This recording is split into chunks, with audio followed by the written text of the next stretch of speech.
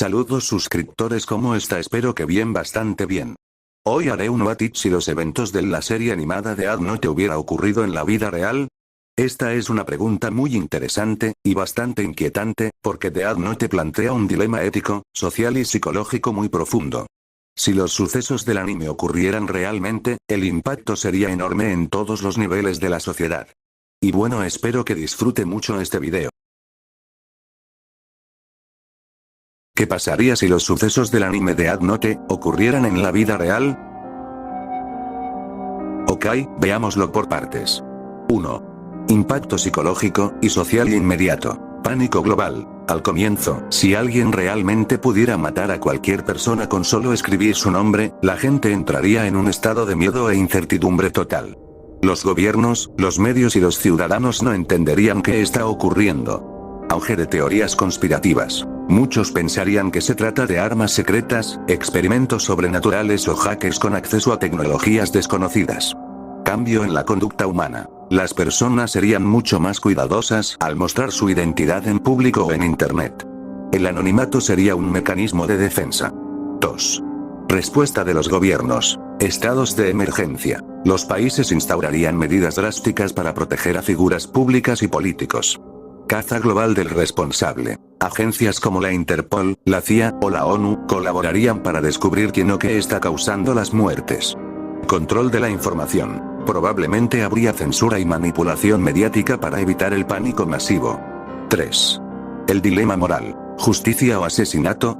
Si el Kira de la vida real usara el cuaderno para matar criminales, una parte de la población podría verlo como un justiciero divino, similar a como ocurre en el anime. Otros lo verían como un asesino serial con complejo de Dios, un peligro que decide arbitrariamente quién merece morir. Esto dividiría profundamente a la sociedad.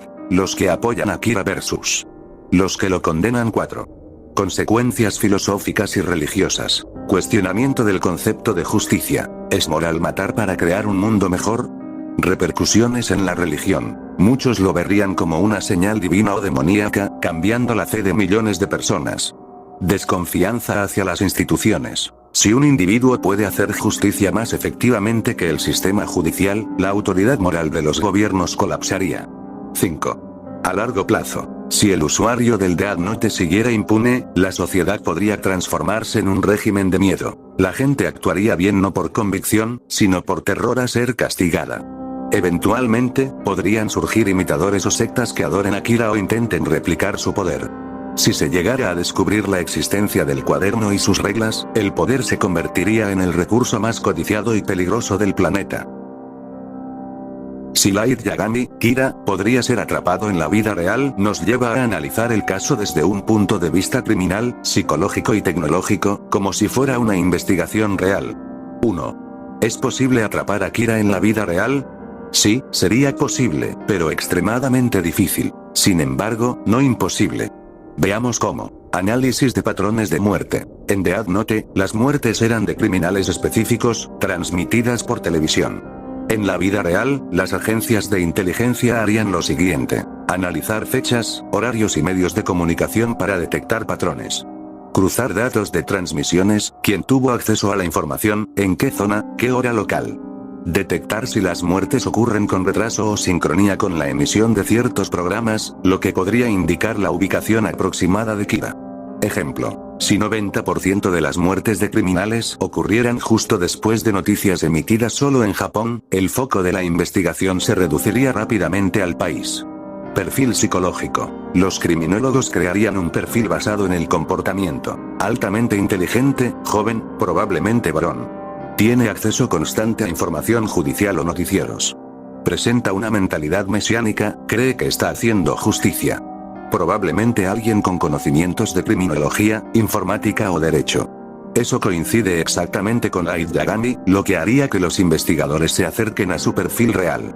Vigilancia digital moderna. En el mundo real, especialmente post-2020, la huella digital es casi imposible de borrar. Historial de búsquedas, ubicaciones, cámaras, datos biométricos, inteligencia artificial de reconocimiento facial. Si Kira escribiera nombres en algún dispositivo o usara fuentes digitales para recolectarlos, podrían rastrear sus patrones de comportamiento.